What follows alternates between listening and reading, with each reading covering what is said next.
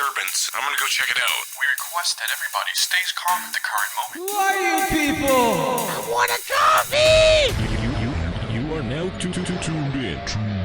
5, 4, 3, 2, 1. Where love and life come together.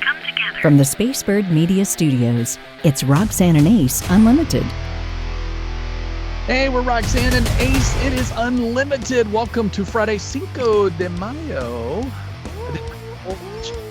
Bear with me. I need it. Listen, Mexican food, I could eat it for lunch and dinner every day.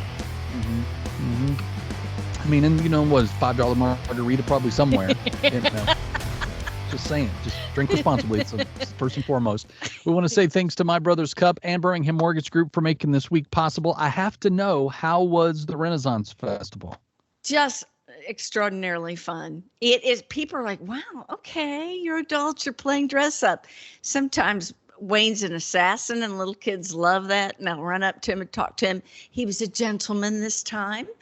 And so he could be alongside his lady, and I had all my layers and my skirts. It is fun to just get lost in that atmosphere where really there is no judgment. I mean, you see some crazy stuff at the Renaissance Fair, and it's like being transformed into another time. And I've heard from a lot of people who were like, do we have something like that in Alabama? Yes, we have two, typically in North and South Alabama, nothing like the Georgia Renaissance Festival, because it is like a city. And there are camels you can ride and turkey legs and just big fun. I dress up in a costume and fly to wherever there's a Renfest any day. And so I'm working on another costume. I'm not going to tell you what it is, but it's going to be good. So I'll ask you, because this sometimes comes up, if you could grow up in another time other than this one, is Renaissance the time you would choose? That was tough for women. Right. That's what I'm saying. Like, You know, there's certain things that me- we've evolved. Yeah, a part of me thinks this is the best time for women. I mean, it wasn't that long ago. We couldn't even vote. We were kind of like people's property. So I don't know that, to dabble for a couple of hours with a corset on is fun. Other than that, yeah. How about you? I mean, I'm 100% Fonzie, Danny Zuko, like the 50s, late 50s, early 60s would have been mine. Like right now on TikTok, the big trend from Marvelous Miss Maisel is the Pink Shoelaces song and the dance from the show that is from that era, because that's the era that show is depicting. And that song has been stuck in my head.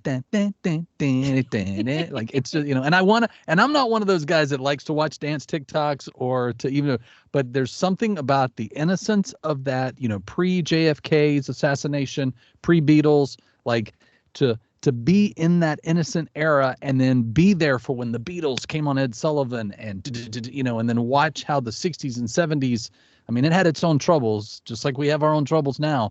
But there's just something, and maybe I've over-romanticized it in my head. I just want some Dapper Dan in my hair and, give me a leather jacket and I'm solid. But that's just always been, I'm an old soul. There's something about 80s too, the 80s hair, the 80s music. I don't know if you remember a band named Ambrosia.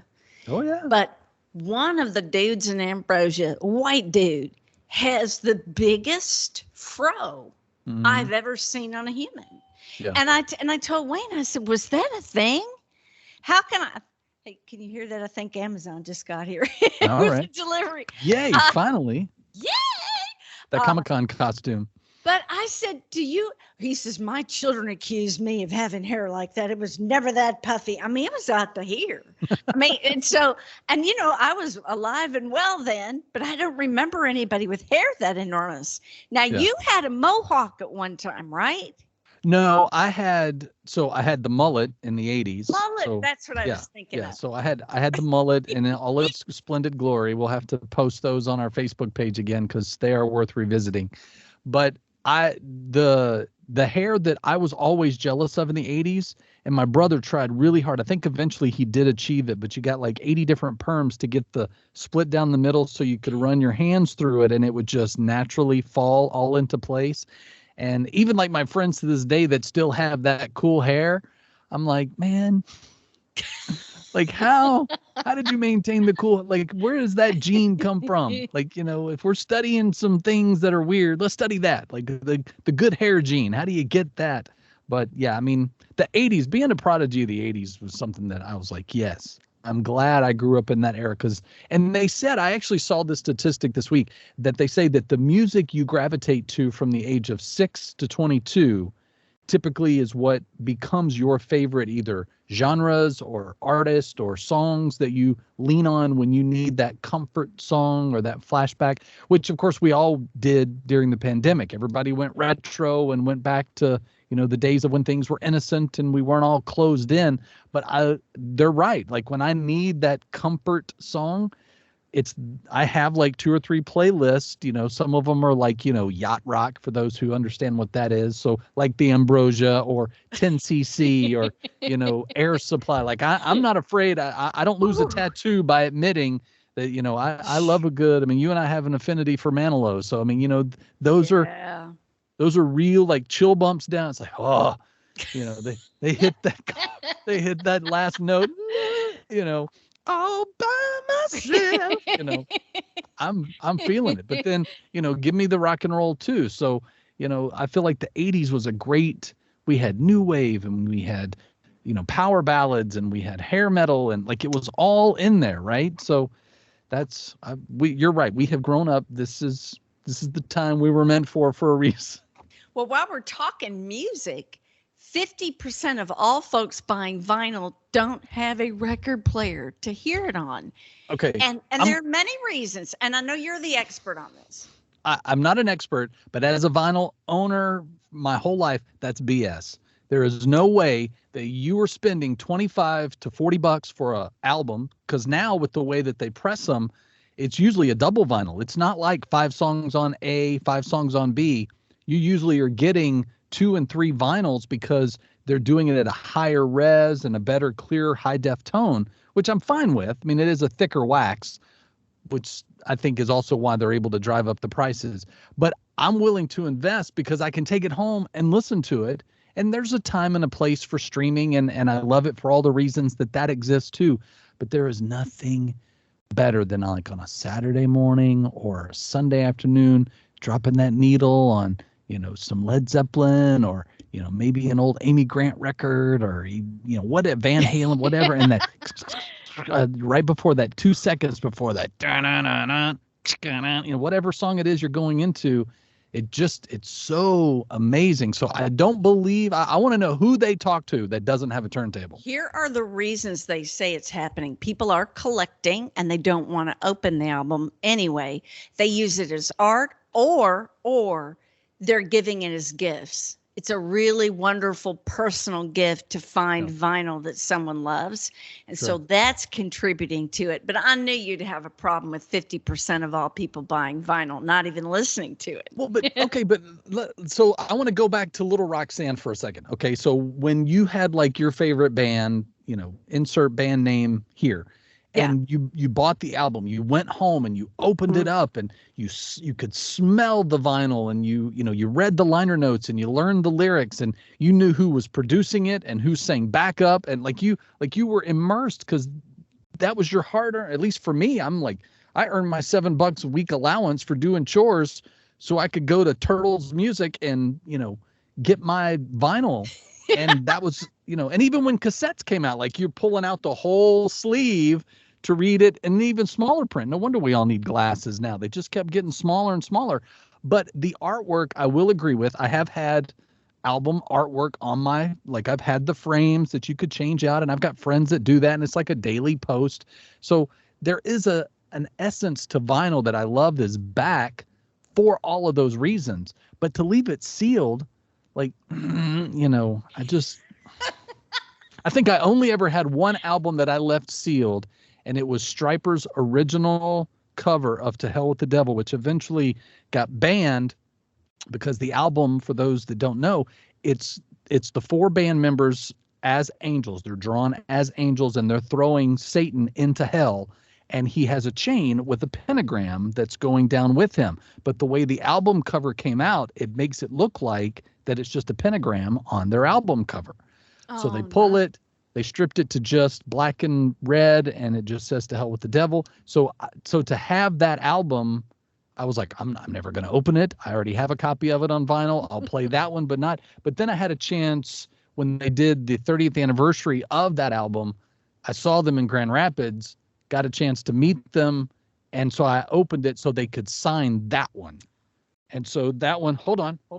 Oh, is it right there? Oh, wow. For those that are watching on YouTube, there it is, signed Cool. and ready to go.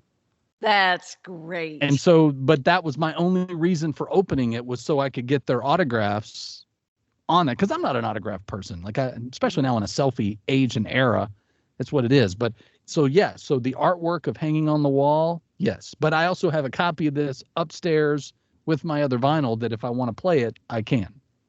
So you asked about little Roxanne and her vinyl experience. It was 45s. I mean, we go really far back. I had an attic bedroom that had a partition between me and my brother. A little house, big family. Mhm. And so he would be blasting "I Am the Walrus" from his part of the attic. And on Yes. my side it was, "And they called it puppy love." No wonder I'm so demented. I mean, that's not normal. Yeah. I actually was proud of my daughter Mia the other day. I mentioned the name Donny Osmond and she goes, "Joseph in the Technicolor Dreamcoat." And I was like, what is happening right now? I was like, okay, and even like this week at middle school lip sync battle, they're all at the top of their lungs, like 200 kids screaming the lyrics to New Edition. And I'm like, how do they know these words? But I mean, I guess TikTok's introducing them to music I'm not privy to, but yay. But anyway, I love that because you've also had the Donny Osmond experience. So speaking Yes, of I met meeting, him. He held me. He was wearing leather. And Donnie's beautiful teeth were right here. Just right here. Oh, they It's set great. me up good because they knew I love him, right? Sure. So I'm waiting in the room, and here comes Donnie, and he had the most supple leather all the way down, long leather coat, looking like Donnie. I mean, Donnie's so beautiful even now. Right. And came in and he said, "Where is my Roxanne?" Hey, Donny Osmond takes ownership of you. You're like, "Pfft, sign the papers." Right here, baby, right? I love that. Well, nothing's better than vinyl and a cup of coffee. And the Roxanne blend from My Brother's Cup is, I think, the perfect hint for any new vinyl that you have bought. Well, and you know what? This just the smell is like, it smells like home. It smells like peace. It smells like joy. It's such a great coffee. I got to pick it out of many, and it has my name on the bag and butterflies, and it sends missionaries around the world, and it's run by a wonderful woman, Mike Pittman. Founded the company, was a former drug addict, became a coffee man to serve God, and now she carries on his legacy. MyBrothersCup.com. Click on the Roxanne blend, and when you give that, you're just giving a gift to Jesus, just the gospel. It's just awesome, and you should sip it in your own home. I think people right now are like, "It's over for me. I'll never be." There's defeatist thinking going on. Well, guess what? People are still doing mortgages.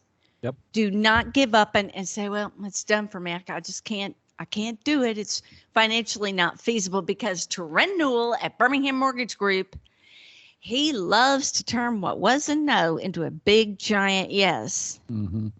Well, and he knows about programs that I don't think I ever heard of. And I've had several houses in my lifetime. So by the time it was ready for us to get a loan, I was like, "What's that?" And he's like, "Oh, it's new." But so he's always digging into, let me see what else, is now available that I can make available for families that, really are thinking they'll never be in their dream home or in a home at all. And so he wants to make that a reality for you even before you step onto the first yard.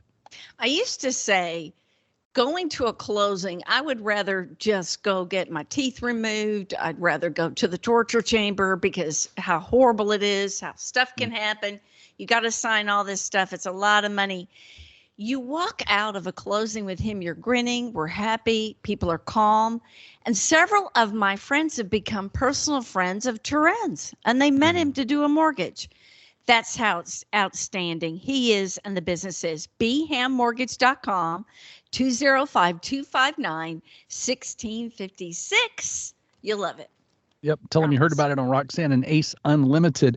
I know that when it comes to our faith, we've always heard the roaring lion. And I like to think of myself more as a roaring lamb. Like I'm at that age where I'm like, meow, like I'm going to come in and kind of, but you rile me up, then I'm there. But I feel like as we deepen our faith with God, we get more bold in who we are because we see ourselves through his eyes.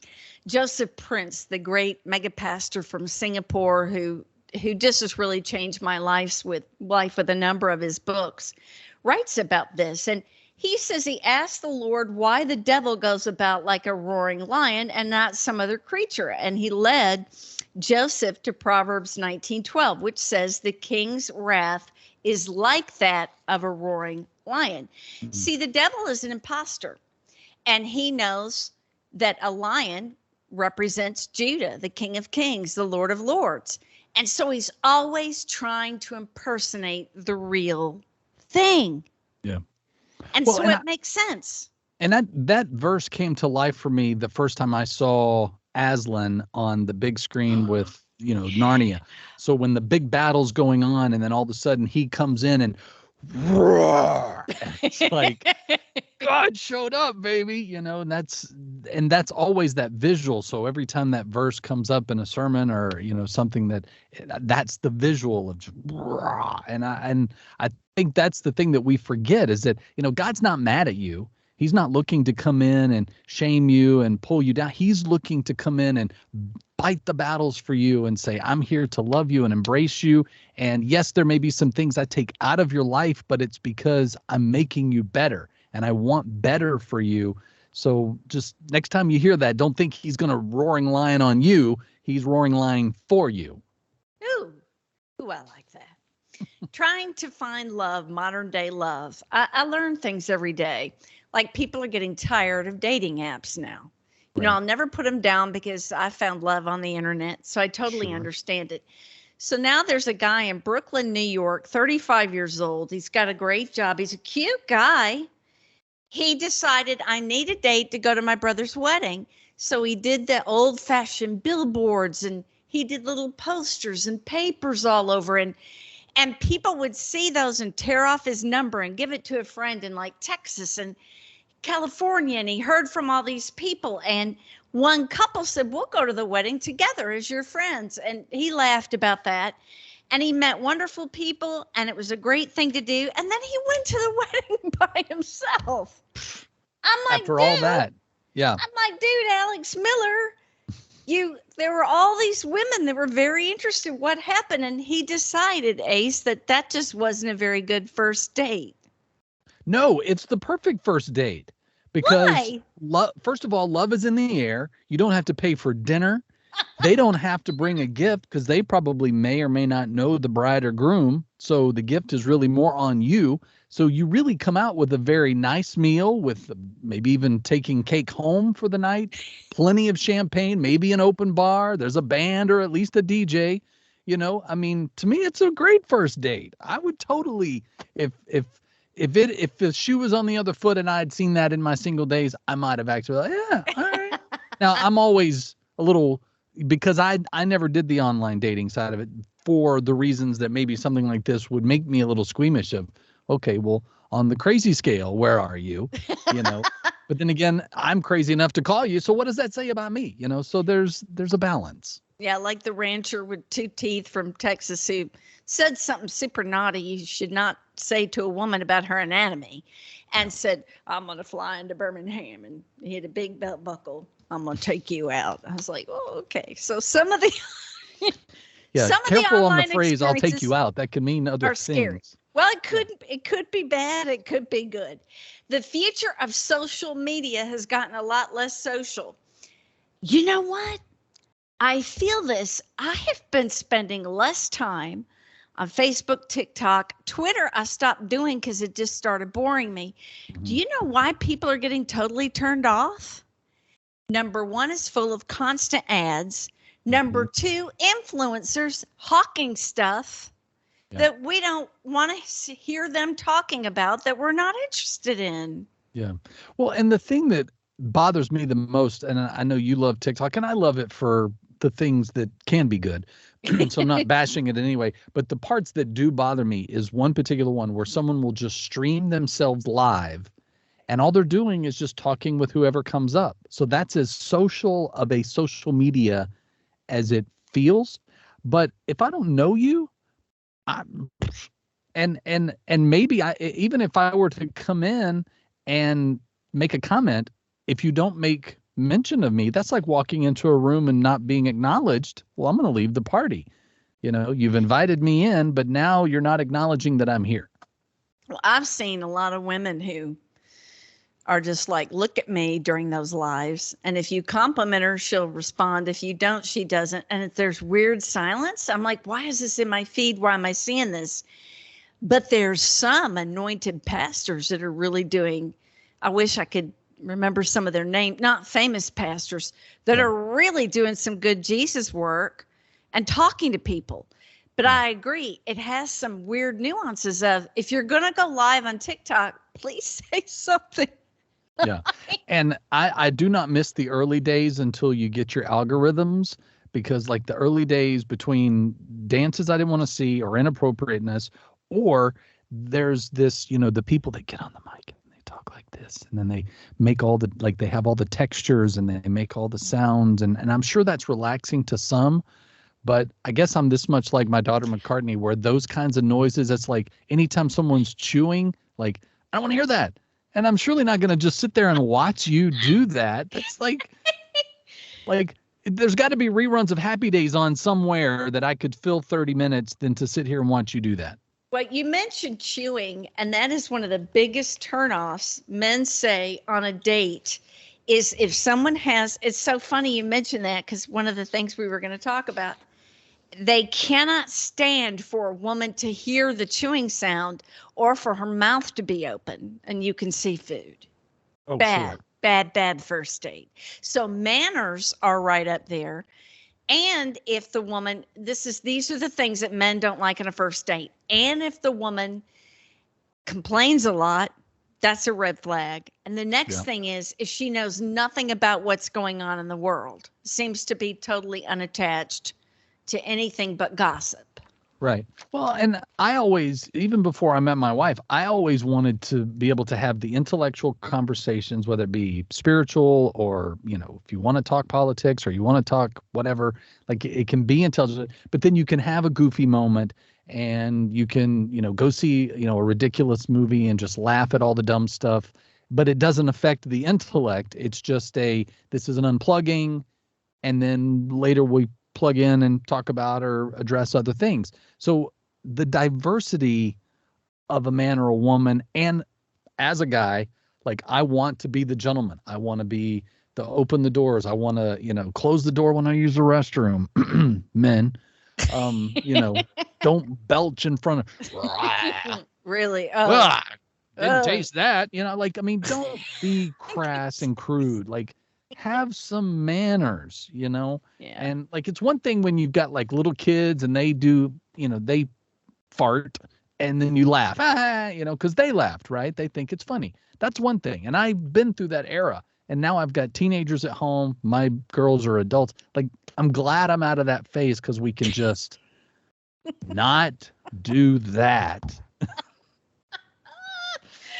So I have to ask you, do you talk to yourself out loud? Oh, sure. You do. Research shows that the most intelligent people talk to themselves out loud. And I thought, do I do that? Very rarely, and it's usually an affirmation. I can do all things through Christ who strengthens me. You know, I am the head and not the tail. You know, wow, you look great today. You know, just trying to encourage myself. But it's not often. But the most intelligent people, and this is backed by research, talk to themselves out loud all day. Really? Where have I been living? Under a rock? I didn't know this. Well, and I think there's the stigma is that if you're now if it's a constant talking out loud, maybe you just need a nap. I'm not saying things wrong with you, but there is a level. But I'm where mine comes out is I'm either processing because I am a verbal processor, or I need to scold myself. Like if I've caught myself saying or doing something as and so it's just that and I have to. Why would you do that? Why didn't you do it this way instead? It's like, who are you talking to? Me. I'm scolding me, or I've put myself in timeout. This is what I need to do to get through this moment. Because otherwise you bottle up some of that. Well, if you are defeating yourself, limiting your dreams, sabotaging your relationships, it may be because you don't like yourself. Well, guess what? 1 Corinthians 15:10, by the grace of God, I am what I am, and his grace toward me was not in vain.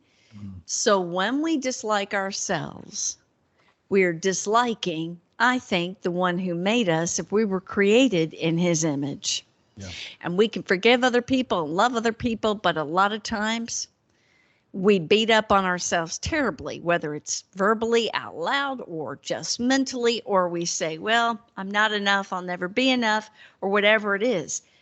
God, you belong to him. Hopefully you're in his family. Mm-hmm. You have great value to God, great value.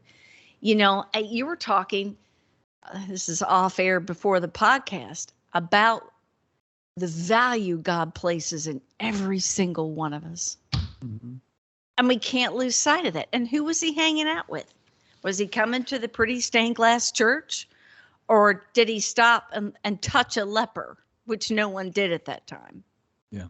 Yeah. People like you and I were judging him and hanging him on a cross, so it's one of those. And I was actually, I somehow ended up down a bunny trail on TikTok today of Steve Harvey inspirational quotes. Like I'm watching one after the other because he talks to his audience, before and after his talk show, before and after Family Feud. Like he's there to engage with them, right? And there was one thing that he said. He was talking about success, and it goes back to how we see ourselves. Success is not when you've achieved something, like you're not chasing after someone else so that you can be better than them. Are you better than where you're from? Yeah. And he wasn't making any spiritual connections, but when you add the God factor, who were you before Christ? Who are you now? And what have you achieved in that time? Has it been a year? Has it been 30 years? What is that time of duration? And look back at who you were then to now and what you've accomplished in your jobs or your ministry or your family, and go, I have been successful. And that's not to sound egotistical, but it's to say, look how God really worked in situations that I never thought. I thought I would be over here doing these things, but he took me over here and I'm so much happier, or I'm so much more content. And instead of chasing after, Johnny got my job, or Cindy took, the man I was in love with. That wasn't for you. And so I love that mindset, as Steve is saying, look at your measure of success of where you came from to where you are, and then be the best at where you're at so that you're ready for whatever's coming. Because again, it's an achievement from where you came from, not an achievement measurement off of someone else. Well, and he's so qualified to talk about that. He lived in his car for a year, and look where he is now. And his natural humor, without having to be gross and putrid, is so appreciated. He just has when he's the game show host, he is doggone hilarious. But he also loves God and really doesn't give up on anybody. You just don't know when your break will come. It's always darkest before the dawn. I couldn't agree with you more. And the other thing, too, is look back at maybe where you were 2 months ago. Have I grown? What have I learned? And I thought, am I stagnant? And then I thought, no, I learned how to grow a garden, a dream. And Ace, guess what I pulled off today? Oh, you have to hear about this. I made a dish from Giada, who it was on the Food Network. I think she still is. Yeah. She does a wheat linguine, so it's very healthy. I used from my garden fresh oregano and basil. It had cherry tomatoes, asparagus, garlic. Guess what's growing in my garden? Garlic. And when you pluck it from your garden and your dish is so aromatic, you want to fall into it. Mm-hmm. There is something about fresh garlic too. Like it cooks better. It tastes better than anything that you get from the store or, any powder that you try to, manufacture. But I'm proud of you in the garden. I don't know what it is. Like there's a season because Tawny's in that same vein, but hers is with plants. Like she's got 3 little plants right now that she's given names and she's been doing TikTok videos on, and people have been suggesting, do this, they'll grow more. And they're flourishing. And I'm very happy for her and her family of plants. Don't ask me to name them all. I think one of them's Jerry. She has a name for one of them. And in the TikTok, the cutest thing happens. There's a close up on her begonia and then a bee. It's like something she scripted out of a movie. That's right. Yeah. Comes and goes. And then her voice is so cute. Oh, there's a bee. But you know what? I get it. I get the simple pleasure of watching something grow. It's spiritual. I just get out there in the morning. I'm like, look, a new leaf.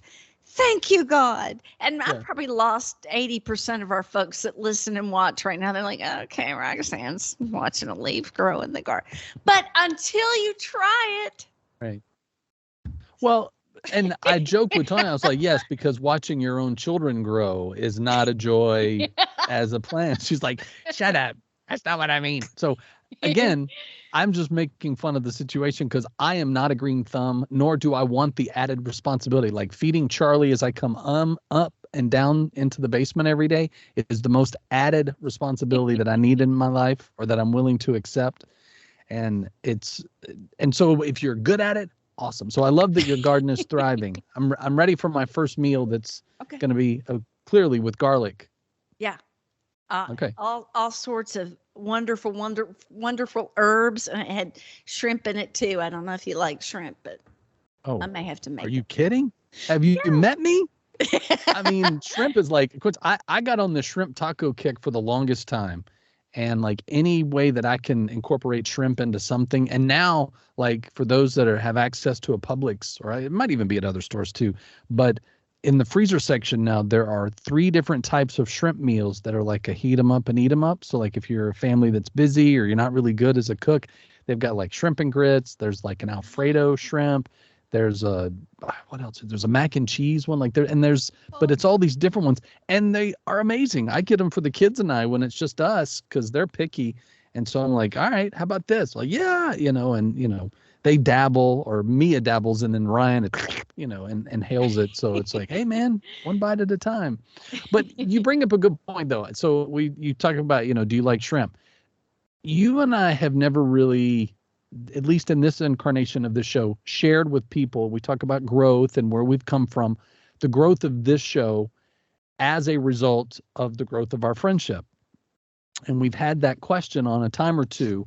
And I love the way you tell it way more than me because we met at a time where I was trying to prove myself at a radio station that we were at, and you were already established.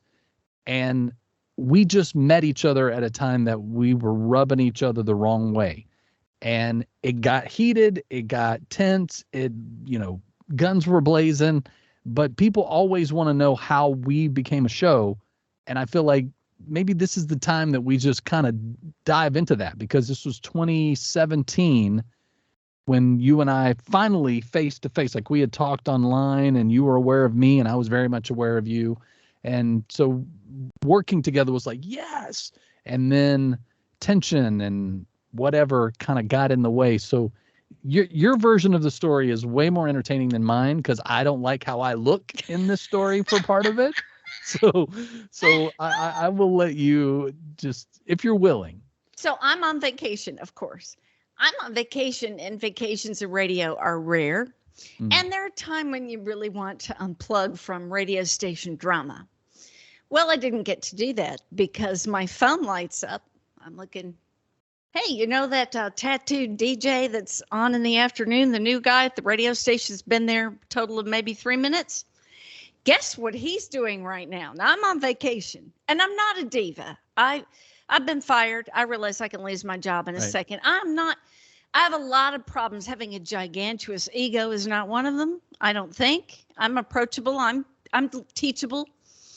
But the message said, yeah, that Ace, he thinks you really need some improvement in your talent. And he has presented to corporate that he should coach you on. Which is not what I said. It's what got interpreted. So not to have a disclaimer, but it was true. That was really not what I said at all. It was that after being in programming, if Roxanne and that her then partner wanted coaching, I was available if they wanted it. But what got translated, and again, when you work in some industries, drama takes over. And it was like, and then at that point, I was already pinned against the wall. So I feel like everything that happened after that, even though it was me, it wasn't me because I was already seen in a weird place. So instead of contacting you, which would have been the adult, proper, and Christian thing to do by scripture, a hot-headed girl calls the boss and says, I'm trying to be on vacation. I don't know what this guy's trying to do. I don't know him. And can you back off the dog? Because I'm getting bit in the butt and I'm not liking it. And who is he to say these things? I mean, I'll meet him in the hallway. We'll talk about talent. And it may be fisticuffs. And anyway, it wasn't quite that mean. But she said, don't worry. We'll talk about it. It's because she has to talk her talent down, right? And so Sure. We had a wonderful boss that I loved a lot that knew how to motivate me.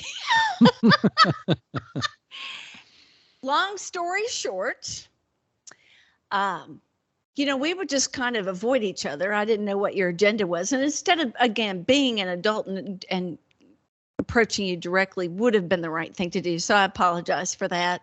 Wisdom, as you get older, you get over yourself, But we had a prayer event. This is how great God is. In a town in Alabama, University of Alabama, big prayer event. Had the president of Hobby Lobby speaking. And it was a big deal, and we were going to be live, and it was really important to me. And as I had solo time on the air, so there was a lot of pressure on me. I had a lot of responsibility to be a solo female in the mornings, unheard of.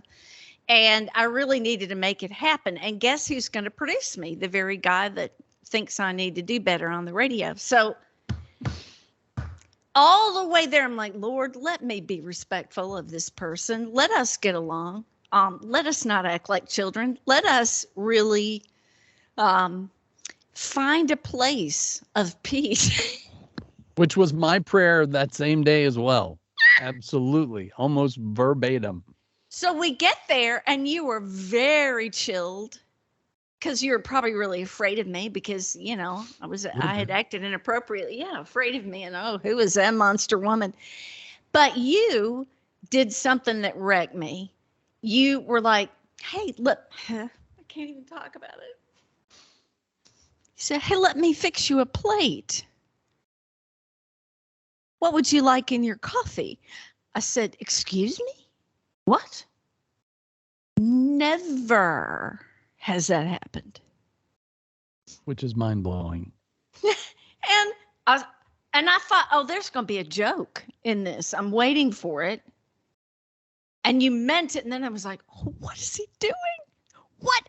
There's never, and I've worked with big egos on giant shows. I'm just going to say the biggest of the biggest, some of the biggest radio talent there is, I have worked with.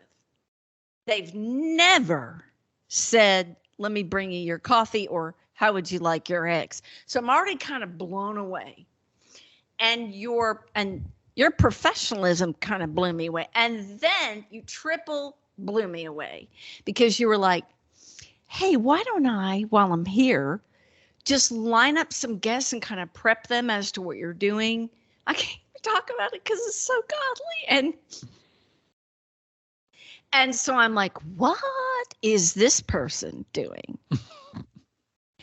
And you line up guests and you're fun with them and you're cool with me and you have no problem with, some people have a problem with a woman running things. Right.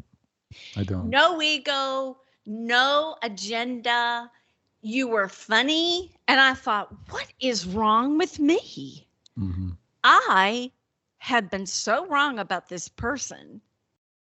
And then the Lord got me. I didn't hear an audible voice, but might as well have, because the spirit inside said, put Ace on the air. I'm like, wow, haven't liked Ace. Ace doesn't belong on my program. What are you asking me to do? Why am I putting Ace on the program? Yeah. And the Lord had to tell me again, like a toddler. And I did it, and magic happened. The brilliance of you, the timing, your voice, your humor, your delivery. I was like, God, you have done it. I said, but I need just one more break. And then I'm going to know for sure. And we did the break, and I don't remember what we were talking about, but it was extremely funny without being rude, crude, and ugly. Mm-hmm. Okay. Yeah. And for strangers, it's hard to be funny because humor's built when you know people. Right. And by the end of the second break, I'm like, that's my new partner. That is my future radio partner. This is what this is what I've waited over 30 years for. Yeah. Well, and I was also in a frame of mind where I was just trying to hold on because I had moved back to Bama to help take care of my dad, and then figured after a year that I would just go back to Michigan to be with my daughters. And when God opened the door and you said, I want you to come be morning show with me, I was like, what? Like it was, but it was such a peace too, because in the transition of the few days from that prayer breakfast to, when you asked me that, like, all of the had lifted off of both of us, that we could talk and we could have fun and we could begin to know each other a little bit, only to find out we had similar paths in rejection from family, friends, coworkers. We had similar work experiences. We knew a lot of the same people and had some of the same experiences in those veins as well. So that drew us together. Then you couple that with then starting to live life on the air every day, and with a 4 and 5 hour window together, you get to know someone. And we've been through cancers. We've been through, parent deaths. We've been through new relationships and, engagements. I got engaged because you helped make that happen. Like all of those things. So, and you and I said from day one that we were going to celebrate that God had created a friendship from really dust. I mean, we were in the negatives, and we had to get to a neutral to even be able to get to a positive. And that was all God's hand. That was just, holding on and being obedient. And I think wherever you are in relationships with people and friendships, and I have multiple really close friends of mine that we had the same almost situation where we started in a negative. We're like, I don't really like that person very much. And then once we got to know each other, God orchestrated one of my closest and some of my closest friends. And obviously you are one of those. And I remember when we started talking about doing this incarnation of the show, I remember telling my wife about it. And she's like, you guys need each other in your life. Like after a year sabbatical. And she was right. And we both knew that. And so hopefully as you've listened, if this is your first time listening, you're hearing it now, or if you go back and listen to previous episodes, you get the fact that this show is about friendship and the fact that God orchestrated this period for however long he chooses to do so. We want to be obedient to that. But I felt like this was the time, like, we're, coming up on 20 full episodes and we haven't really given people a chance, especially if you're new to us, to understand that this is not just a working relationship that happens to be good. I mean, on and off the air, it is what it is. And when people say, is Roxanne the same off as she is? I was like, what you get is what you get, Yeah. And so hopefully that transparency of faith and friendship and love and, when you didn't do it right, but now you can, because again, like you said, we both came from places that God kind of humbled us. And then we were able to see each other for our true colors and like, yes, I need you in my life because you know where I've been and you know how it feels to go through those things. And so that's, it's not a matter of that, like this show would have happened anyway, whether anybody's listening didn't matter. It was a matter of that you and I spend time together because we know that God put us in each other's lives for all the things that have happened and are to come. At first, my assignment was to be covering and protection for you because you'd been through some really wounding things. And I felt intensely about protecting you. Mm. And what an honor. And then the relationship really evolved to where I could trust you with some really big stuff. Yeah. where you're on cancer number 2 with your husband and you really don't know if he's going to live or not. I mean, and to have to live that out on the air, I'm thankful to God because God did this. Mm-hmm. I was not bright enough, smart enough, but now I do love God. And when he talks to me, I'm going to move. I might have to ask him twice, is this you or is it me? Yeah, same. Yeah. But I love him and I want to serve him. And my relationship with you has allowed me to serve him in a way that really brings me a great deal of joy, Ace. Mm. I just really love you.